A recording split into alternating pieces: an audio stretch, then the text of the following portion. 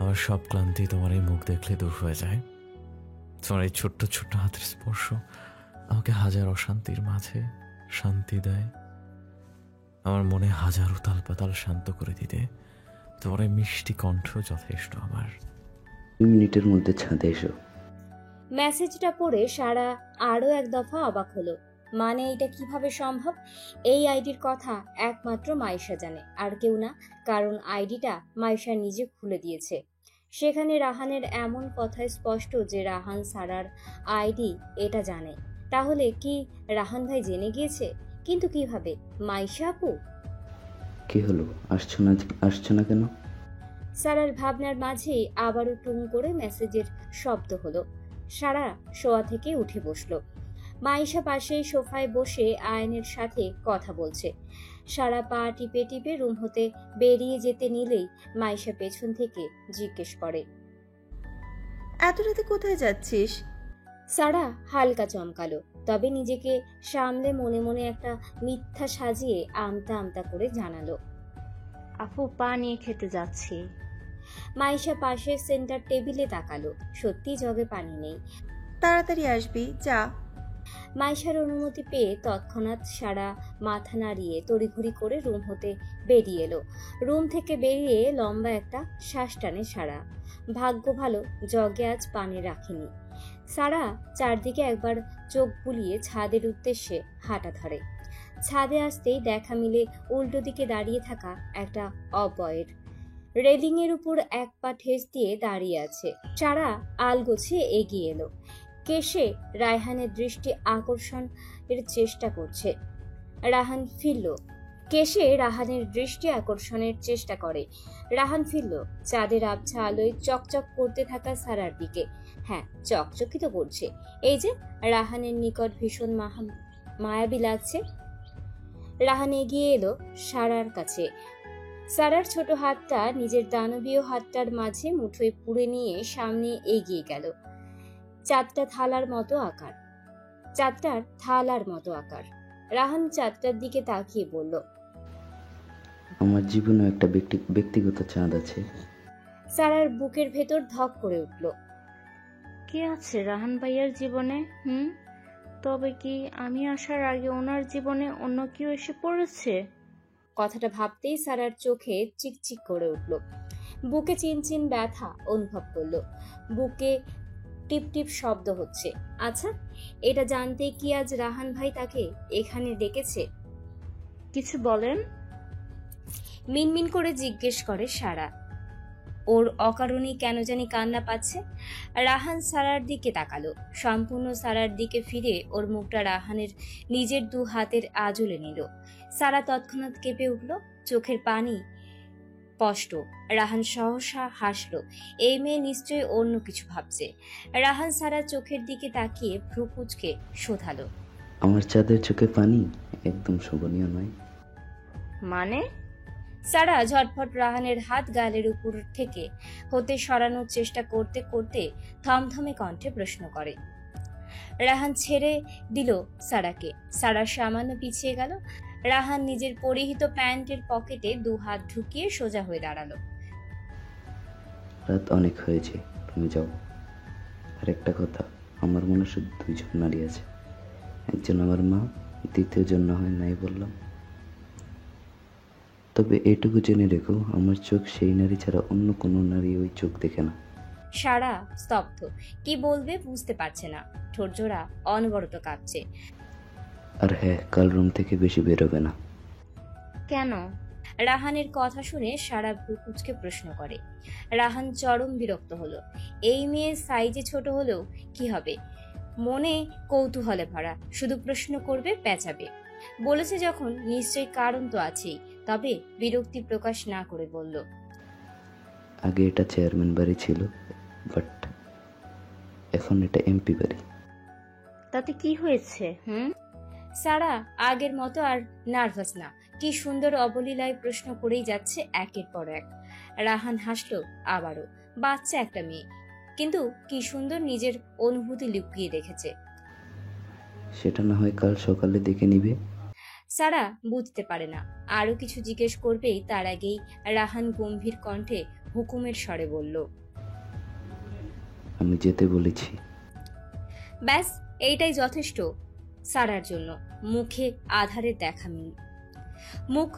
আধার দেখা মিলে। এই লোকটা এমন কেন? একটু ভালো করে কথা বলে না তার সাথে, সবসময় তেড়া কথা বলে। সারার অভিমান হলো, নিজে ডেকে আনলো, আর এখন কেমন করছে? কথা বলবে না লোকটার সাথে। সারা ছাদের দরজার দিকে পা বাড়াতেই রাহান পেছন থেকে ওর হাত টেনে ধরে।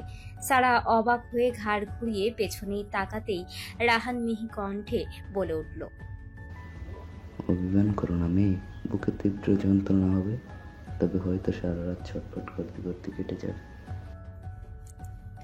সারা অবুঝ চোখে তাকিয়ে রইল রাহানের দিকে। রাহান হাত ছেড়ে দিল, দুপা এগিয়ে এলো, ঠিক সারার বরাবর দাঁড়ালো, চোখে চোখ রেখে বলল, আমার রোজ ঘুমের ওষুধের প্রয়োজন হয়। যখন বাড়িতে থাকি তখন ভীষণ কষ্ট হয়, তাই ভাবছি পুরো ফার্মেসিটাই আমার বাসায় নিয়ে যাব। সারা এবার হাসলো।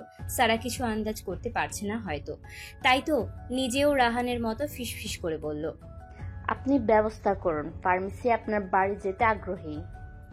কথাটা শেষ করে সারা আর এক মুহূর্ত দাঁড়ায় না, চটজলদি পা চালিয়ে নিচে চলে গেল। রাহান সেদিকে তাকিয়ে নিজের বাম হাত দ্বারা মাথার পেছনের চুল খামচে ধরে মুচকি হেসে বিড়বিড় করে বলল, ভালোবাসার প্রথম প্রণয় হলো তবে। সাদনান সকালে ঘুম থেকে উঠে বউকে পাশে পায় না, চোখ তার ভীষণ জ্বলছে।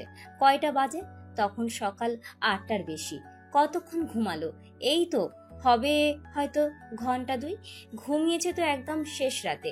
ভালোবাসার মুহূর্ত শেষ করে শাওয়ার নিয়ে ঘুমাতে ঘুমাতে রাত তো প্রায় শেষ হলো। ঘুমিয়েই ছিল তো বউকে বুকে নিয়ে, তবে উঠে গেল কখন আর সে টেরও পেল না। সাদনান উঠে ফ্রেশ হতে ওয়াশরুমে চলে গেল। ফ্রেশ হয়ে মিনিট 10 পর বেরিয়ে এলো, কিন্তু বউ তার রুমে আসেনি। সাদনান টাওয়ালটা সোফায় ছুঁড়ে ফেলে আয়নার সামনে দাঁড়িয়ে নিজেকে একবার দেখে নিল, আর ঠিক তখনই দরজায় কড়া নাড়ে কেউ। সাদনান বুঝতে পারে তার বউ আসেনি। বউ আসলে দরজায় নক করতো, তাই গম্ভীর কণ্ঠে অনুমতি দেয় আসার জন্য। একজন বুয়া এসেছে, হাতে ধোয়া ওঠা কফির মগ। সেটা সেন্টার টেবিলে রেখে জানালো নিচে অনেক মানুষ এসেছে, তাকে ডাকছে সেখানে। তিনি কথা শেষ করে আবারও চলে গেল। সাদনান কফিটা হাতে নিল, সেটা একবার চুমুক দিয়ে নাক মুখ কুচকে নিল। সাদনানের কাছে মনে হলো এটা কফি কম শরবত বেশি, তাই আর খেলো না, রেখে দিল সেখানে। অতঃপর নিজেকে পরিপাটি করে ফোনটা হাতে নিয়ে রুম হতে বেরোতেই দেখা মেলে রাহানের। রাহান সাদনানকে ডাকতেই আসছিল। রাহান সহ সাদনান দুজনে টুকটাক কথা বলতে বলতে নিচে চলে আসে। সাদনান নিচে আসতেই ওর চোয়াল শক্ত হয়ে এলো। গেস্টদের নিচে একটা রুম আছে, সেখানে শুধু রাজনীতির বিষয়ে কোনো সমালোচনা হলে সেখানে হয়, আর ঠিক তার পাশের রুমটায় আমরিয়া মির্জা থাকে। প্রিয়তা সেই রুম হতে বেরিয়ে আসছে, আর একটা ছেলে করিডোরে দাঁড়িয়ে ফোনে কথা বলছিল। প্রিয়তাকে দেখে ছেলেটা ফোন কানে এক দৃষ্টিতে তাকিয়ে আছে। ছেলেটা মোটামুটি মির্জার বাড়ির সদস্য নিয়ে অবগত, কিন্তু এটা কে হতে পারে বুঝতে পারছে না। ছেলেটার ভাবনার মাঝে প্রিয়তা চলে গেল। ও না দেখেছে পেছনে দাঁড়িয়ে থাকা ছেলেকে, আর না দেখেছে করিডোরের ওপাশে থাকা সাদনান রাহানকে। ছেলেটা সাদনানকে দেখতে পেয়ে ফোনটা কেটে এগিয়ে আসে। রাহান বুঝতে পারে সাদনান রেগে গিয়েছে, তাই ছেলেটা ওদের সামনে আসার আগেই ফিসফিস করে বলল, ঝামেলা করিস না, এমনিতেই হাওয়া বেশ গরম, আর বিয়ের খবরটা 5 কান হলে সমস্যা হবে। সাদনান রাহানের কথা শুনে বাঁকা হাসলো। রাহান বুঝতে পারে এই হাসির মানে নিশ্চয়ই ভয়ঙ্কর কিছু তার বন্ধুর মাথায় চলছে। ওদের কথার মাঝেই ছেলেটা এগিয়ে এলো, মুচকি হেসে হাতটা এগিয়ে দিয়ে বলল, আমি ওয়াসিফ দেওয়ানের ছেলে, ওয়াজিদ দেওয়ান। আমি দেশের বাইরে ছিলাম, কাল রাত ফিরেছি। সাদনান মুচকি হেসে নিজের হাতটা এগিয়ে হাত মেলায়। সামনে দাঁড়ানো সুদর্শন পুরুষটা আবারও বলে উঠল, anyway, congratulation, new MP Mirza Sadnan Shahria. সকাল থেকে বাড়িতে একের পর এক বড় বড় নেতা থেকে শুরু করে দলের সব ছেলেপুলেরাই সবাই শুভেচ্ছা জানাতে আসছে। সাদনান সবার সাথে কম বেশ কথা বলে বাকি দায়িত্ব দাদার আর বাবার উপর দিয়ে রাহান আর সিকিউরিটি নিয়ে বেরিয়ে পড়বে মিটিং এর উদ্দেশ্যে। আজকের দিনটা শুধু হাতে আছে, কাল আবার অনেক কাজ। শপথ বাক্য পাঠ করতে যেতে হবে, অনেক কিছু করা বাকি এখনো। এমপি হওয়া তো আর চারটিখানি কথা নয়। জায়গায় না আসলে জায়গার কদর বোঝা যায় না। এটা হচ্ছে ঠিক তেমন। আগে আসতে পারার জন্য কষ্ট করতে হয়েছে। জনগণ তাকে ভরসা করে এই স্থানে বসিয়েছে। এখন সেই বিশ্বাস, ভরসার, ভালোবাসার দাম রাখার জন্য কষ্ট করতে হবে। শুনেছে বিপরীত দলের প্রাক্তন এমপি নাকি কাল রাতেই দেশ ছেড়েছে। না ছেড়ে উপায় আছে? জনগণ যা ক্ষেপে আছে, হয়তো আগে থেকেই আন্দাজ করতে পেরেছিল হেরে যাবে, তাই তো আগে থেকেই পথ মেপে রেখেছিল। সাদনান এসব ভাবতে ভাবতেই রেডি হয়ে নিল। গায়ের সফেদা পাঞ্জাবিটা জড়িয়ে আয়নায় দেখে নিল। চুলগুলো সুন্দর করে আঁচড়ে নিয়ে দামি ঘড়িটা হাতে বাঁধতে বাঁধতে দেখে নিল কয়টা বাজে। বেলা এখনো 9:30 বেশি বাজে। সে নিচ থেকে নাস্তা করে আসার সময় বলে এসেছে প্রিয়তা যেন রুমে আসে, কিন্তু এই মেয়ের তো কোনো খবরই নেই। অবশ্য একটু আগে যা জারি জুরি দিয়েছে, না আসাটাই গ্রহণযোগ্য। সাদনান বিছানা হতে নিজের ফোনটা হাতে নিয়ে সেটা পাঞ্জাবির পকেটে পুরে নিল। সাদনানের ভাবনা ভুল প্রমাণ করে দিয়ে ঠিক তক্ষুনি দরজা ঠেলে কেউ ভেতরে এলো। সাদনান বুঝতে পারে তার বউ তার রুমে এসেছে। প্রিয়তা সোজা এসে সাদনানের সোফায় ফেলে রাখা ভেজা টাওয়ালটা নিয়ে ব্যালকনিতে দিয়ে এলো। ফিরে রুমে আসার সাথে সাথে সাদনান প্রিয়তাকে নিজের কাছে টেনে নিল, আদুরে স্পর্শ করে মাথায় গলায়। প্রিয়তা তখন দেখছে সাদনানকে। এই লোকটা আধ ঘন্টা আগেও কতটা রাশভারী কণ্ঠে তাকে শাসালো। একটু তো শুনতেও পারতো তার কথা। না শুনেই তো নিজের মতো করে মন্তব্য করে গিয়েছে। সে কি ইচ্ছে করে নিচে গিয়েছে? দাদি তো তাকে ডেকেছিল। ওনার নাকি সকাল সকাল পায়ে ব্যথা করছিল। কাজের লোক সবাই কাজে ছিল বলে তাকে দিয়ে পা মালিশ করাতে। সাবধানে থাকবে। সাদনান প্রিয়তার ললাটে ওষ্ঠ ছুঁয়ে বলে উঠল। প্রিয়তা অভিমান হলেও তা প্রকাশ করে না, মিনমিন করে জিজ্ঞেস করলো, কখন ফিরবেন? তাড়াতাড়ি আসার চেষ্টা করব, তবে কখন ফিরতে পারবো সময় বলতে পারছি না। সাদনান প্রিয়তার পেট হতে কুর্তি সরিয়ে নিজের হাত দুটো চেপে ধরে শক্ত করে সেখানে। প্রিয়তার সারা শরীর শিরশির করে উঠল। নিজেকে সামলাতে সাদনানের পাঞ্জাবির বুকের কাছের অংশটা খামচে ধরে চোখ বন্ধ করে নেয়। সাদনান সহসা হাসল। সেই হাসি ঠোঁটে রেখেই বলল, সময় থাকলে অবশ্যই সুযোগটা কাজে লাগাতাম, এখন বেঁচে গেলে। সাদনান ছেড়ে দিল প্রিয়তাকে। প্রিয়তাও সরে দাঁড়ায়। সাদনান প্রিয়তার দিকে ভ্রু কুচকিয়ে তাকিয়ে আবারও নিজের দিকে তাকিয়ে আলগোছে কুচকানো পাঞ্জাবিটা ঠিকঠাক করে গম্ভীর মুখ করে বেরিয়ে গেল। তিনি মির্জা বাড়ি থেকে এসেই রান্নাঘরে চলে গেল। আর কোভিড ফ্রেশ হতে সব প্রতিষ্ঠান বন্ধ এই নির্বাচনের জন্য। অবশ্য কাল থেকে আবারও খোলা। কালাম খান অফিসে চলে গিয়েছে মির্জা বাড়ি থেকে নিজের কোম্পানির সেখানে।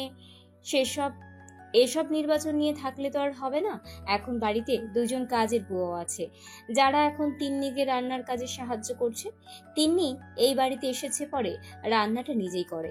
অবশ্য এটা কোভিডের আবদার। তার 27 বছর ধরে কাজের লোকের রান্না খেতে খেতে সে অতিষ্ঠ। যদিও মাঝে মধ্যে 2 বাপ ছেলে মিলে ছুটির দিনে নিজেরাই রান্না করতো, তবুও কেমন একটা খালি খালি লাগতো, তৃপ্তি হতো না। তিন্নি তরকারিগুলো রান্না করে ভাত বসিয়ে কাজের লোককে বলে শাওয়ার নিতে চলে গেল। গাটা কেমন ম্যাচব্যাচ করছে। কাল সকালেই এই বাড়ি থেকে শাওয়ার নিয়ে ও বাড়িতে গিয়েছে, আর এখন দুপুর হতে চললো, তবুও কাজ একেবারে কমপ্লিট করে যেতে। কিন্তু এর মধ্যে কোভিড 4 বার এসে একটু সময়ের মধ্যেই নিচে ঘুরঘুর করে গিয়েছে। তিন্নি দেখেও না দেখার মতো থেকেছে। কবির নিজের লজ্জা সরিয়ে তিন্নিকে ডাকতে পারেনি, কিন্তু তিন্নি খুব করে চাইছিল কবির এসে তাকে ডাকুক, অধিকার নিয়ে বলুক, তিন্নি এক্ষুনি রুমে এসো। কিন্তু কবির তো এসব কিছু বলেনি, তাই তিন্নি ইচ্ছে করেই রুমে যায়নি। তিন্নি রুমের সামনে এসে দাঁড়িয়ে রয়, বুঝতে পারছে না ভেতরে যাবে কিনা। যদি কবির ধমক দেয়, ইস কেন যে তখন এত সব অধিকার খুঁজতে গেল। ও তো জানে কবির ওর জন্যই নিচে আসছিল। 2 সেকেন্ডের মধ্যে ভিতরে এসো। হঠাৎ কবির রুম থেকে বলে উঠল। তিন্নি চট করে রুমে ঢুকে গেল। কবির সোফায় বসে ফোন কল করছে। তিন্নি ভ্রু কুঁচকে নিল। উনি তো ফোনের দিকেই তাকিয়ে আছে। তাহলে বুঝলেন কি করে যে সে এসেছে? তুমি যেমন করে বুঝতে পারো। তিন্নির ভাবনার মাঝে কবির কথাটা শেষ করে উঠে দাঁড়িয়েই এগিয়ে এলো তিন্নির নিকট। অতঃপর নাক মুখ কুঁচকে বলল, তাড়াতাড়ি শাওয়ার নিতে যাও। তিনি নিজেও ঘামের গন্ধ পাচ্ছে, তবে কবির এভাবে বলাতে একটু লজ্জা পেল। তাই কিছু না বলে তড়িঘড়ি করে ওয়াশরুমে চলে গেল। কবির হাসলো। এই মেয়ে তো কিছু না নিয়েই চলে গিয়েছে, সেটাও কি খেয়াল করেছে? অবশ্য ভালোই হয়েছে, এই ফাঁকে একটু মজা করা যাবে। কবির আয়েশ করে আবারও আগের স্থানে বসে গেল। নিশ্চিন্তে ফোন স্ক্রল করতে লাগলো। তার ঠিক 7-8 মিনিটের মাথায় তিন্নির কণ্ঠ ভেসে এলো, আপনি একটু বাইরে যান। কেন? কবির সোফা ছেড়ে উঠে দাঁড়িয়ে ভ্রুকুচকে জিজ্ঞেস করে। তিন্নির ভেজা চুল আর গলার কিছুটা অংশ দৃশ্যমান। এতেই কবিরের হাত ঢিপ ঢিপ শব্দ করতে লাগলো। কয়েক সেকেন্ডের জন্য থম মেরে দাঁড়িয়ে থাকে, অতঃপর আলগোছে এগিয়ে গেল ওয়ার্ড্রবের দিকে।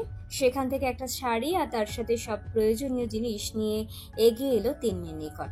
তিন্নি নিজের হাতটা কনুই পর্যন্ত বের করে কাপড়টা হাতে নিয়ে ভ্রু কুচকে নিল। করতে দিন না, শাড়ি কেন? যা দিছি পরো, নয়তো যেভাবে আসো সেভাবেই বসে নিজের পছন্দ মতো ড্রেস নাও। তিনি অসহায় মুখ করে ওয়াশরুমের দরজাটা বন্ধ করে দিল। কবির মুচকি হেসে বিছানায় আধশোয়া হয়ে ল্যাপটপ নিয়ে বসে গেল। কয়দিন পর পরীক্ষা, অনেক কাজ। কবির কাজ করছে এক মনে। এদিকে তিন্নি কোনো রকম শাড়িটা পেঁচিয়ে বেরিয়ে এলো। ওয়াশরুমে কি শাড়ি পরা সম্ভব? মোটেও না, এমনিতেই হঠাৎ হঠাৎ পরে, তার মধ্যে 12 হাত একটা শাড়ি। চিকনা এই শরীরটায় সামলাতে বেশ কসরত করতে হয়। তিন্নি শাড়িটা কোনো রকম ধরে মাথায় টাওয়ালটা পেঁচিয়ে কবিরের সামনে দাঁড়ালো। মিনমিন করে অনুরোধের স্বরে বলল, প্লিজ এখন তো যান। কবির শুনল, তবে আমলে নিয়েছে বলে মনে হলো না। সে ল্যাপটপ কোল হতে নামিয়ে সাইডে রেখে ধীরে ধীরে এগিয়ে এলো তিন্নির কাছে। অতঃপর তিন্নির শরীরে রেখেই শাড়ির আঁচলটা ঠিক করে দিল আলগোছে। তিন্নি তৎক্ষণাৎ চোখ বন্ধ করে নিল। সারা শরীর যেন কেমন তার অবশ হয়ে গেল। যদিও কবিরের হাতের স্পর্শ ওর শরীরে পড়েনি, তবুও কেমন একটা লাগছে ওর। কবির ধীর স্থিরে শাড়ির কুচিগুলো নিজের হাতের মাঝে নিয়ে সেগুলো তিন্নির হাতে দিয়ে ইশারায় গুজে নিতে বলে। তিনি আলতো হাতে কুচিগুলো গুজে নিল। কবিরের মধ্যে গিয়ে আবারও নিজের স্থানে বসে পড়ে। তিন্নি শাড়িটা ঠিকঠাক করে মাথা থেকে টাওয়ালটা খুলে ব্যালকনিতে চলে এলো। আর ঠিক তখনই রুম থেকে কবির বলল, শোনো, আজ বিকেলে আমরা বেরোবো। কোথায়? তিনি রুমে আসতেই আসতেই জিজ্ঞেস করে। কবির ল্যাপটপের ডিসপ্লের দিকেই দৃষ্টি রেখেই বলে উঠল, গেলেই দেখতে পাবে।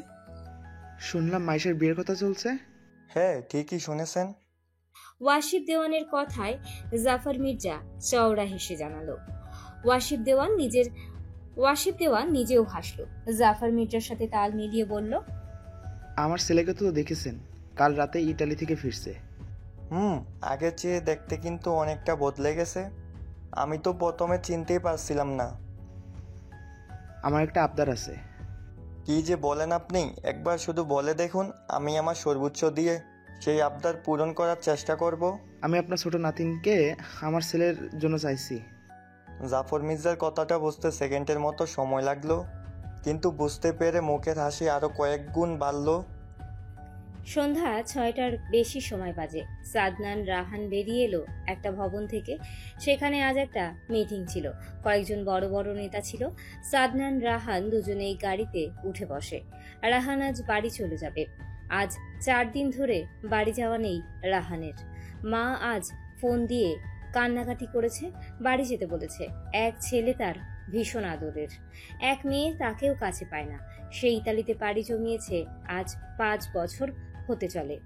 বলেছে এবছর দেশে ফিরে আসার কথা। এখনো বাকিটা আসলে বলা যাবে। সাদনান নিজের বাড়ির সামনের গেটে নেমে গেল আর ড্রাইভারকে বলল রাহানকে বাড়ি পৌঁছে দিতে।